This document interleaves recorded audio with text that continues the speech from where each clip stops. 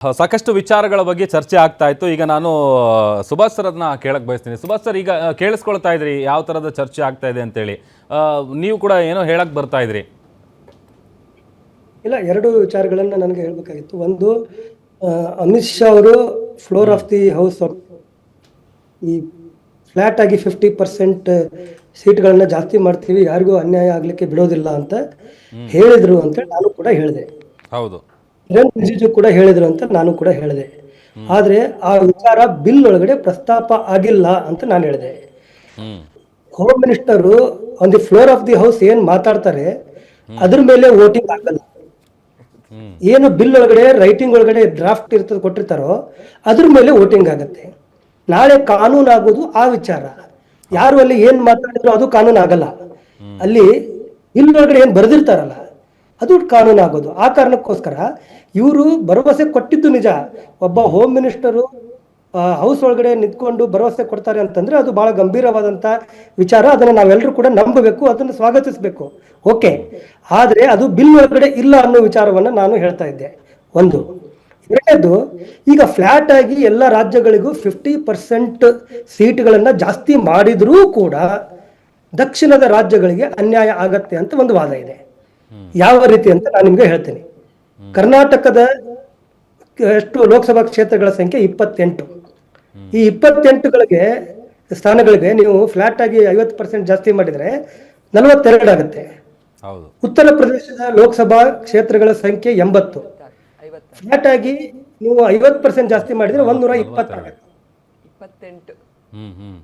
28 ಇದ್ದು 42 ಆಗುತ್ತೆ. 56 ಆಗಬೇಕು. ಇಲ್ಲ, ಡಬಲ್ ಅಲ್ಲ, ಫ್ಲಾಟ್ ಆಗಿ 50% ಜಾಸ್ತಿ ಮಾಡಿದ್ರೆ 42 ಆಗುತ್ತೆ. ಉತ್ತರ ಪ್ರದೇಶದ್ದು 80 ಇದ್ದು 120 ಆಗುತ್ತೆ. 28 ಮತ್ತು 80 ಇದ್ದಾಗ ಎರಡು ರಾಜ್ಯಗಳ ನಡುವಿನ ವ್ಯತ್ಯಾಸ 52. ಈಗ 42 ಮತ್ತು 120 ಆದಾಗ ಕರ್ನಾಟಕ ಮತ್ತು ಉತ್ತರ ಪ್ರದೇಶದ ಲೋಕಸಭಾ ಕ್ಷೇತ್ರಗಳ ನಡುವಿನ ವ್ಯತ್ಯಾಸ 78 ಆಗುತ್ತೆ. 52 ಡಿಫರೆನ್ಸ್ ಇದ್ದು 78 ಆಗುತ್ತೆ. ಟೋಟಲ್ ನಿಮಿಷ sir, percentage of the seats in Lok Sabha ಬರ್ಕೊಂಡೋಗಿ ಎಕ್ಸಾಕ್ಟ್ ಸೇಮ್ ಬರುತ್ತೆ.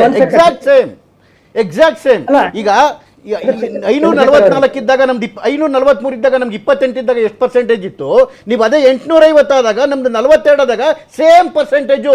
ಪ್ರತಿ ರಾಜ್ಯದ 1% ಕೂಡ, ಇವನ್ 0.1% ಕೂಡ ವ್ಯತ್ಯಾಸ ಆಗಲ್ಲ. ಇನ್ನು ಅಡಿಷನ್ ಆಗುತ್ತೆ ಕೆಲವು ಕಡೆಗೆ. ಈಗ ತೆಲಂಗಾಣ ಅಡಿಷನ್ ಆಗುತ್ತೆ, ತಮಿಳ್ನಾಡು ಅಡಿಷನ್ ಆಗುತ್ತೆ. ಹಾಗಾಗಿ ಏನು percentage of the seats when compare to the total number of Lok Sabha seats exactly same.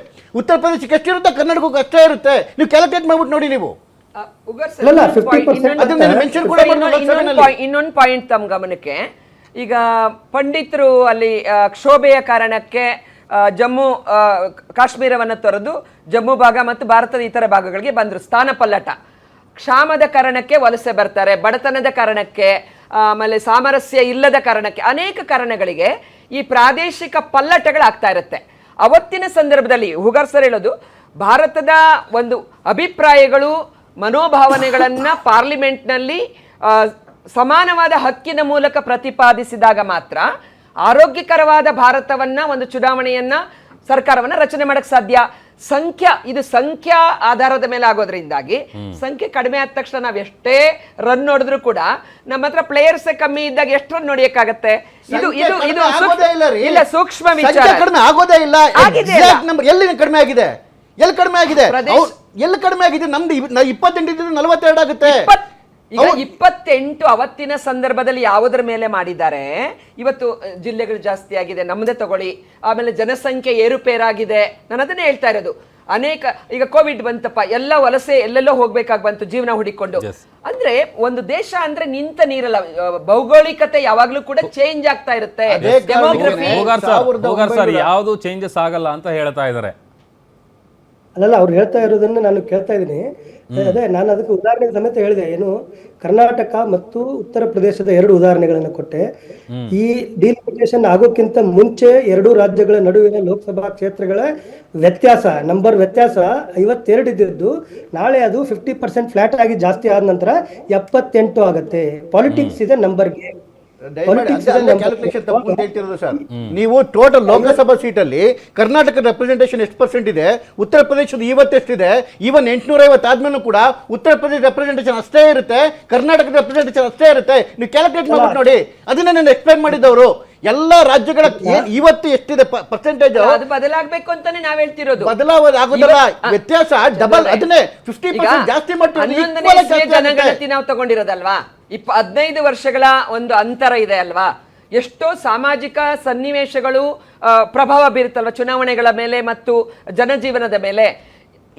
ಕಾಲ ಕಾಲಕ್ಕೆ ಎಲ್ಲ ಅಂಶಗಳನ್ನ ಒಳಗೊಂಡು ಜನಗಣತಿ ಆಗ್ಬೇಕು.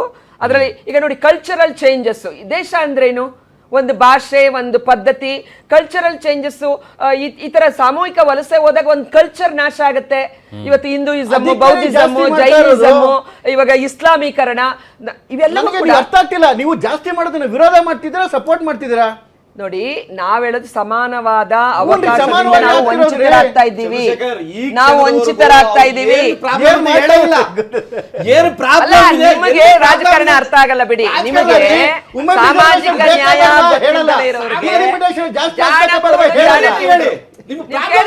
ಇಲ್ಲ. ಯಾಕಂದ್ರೆ ನಿಮ್ಮ ಮಾನಸಿಕತೆ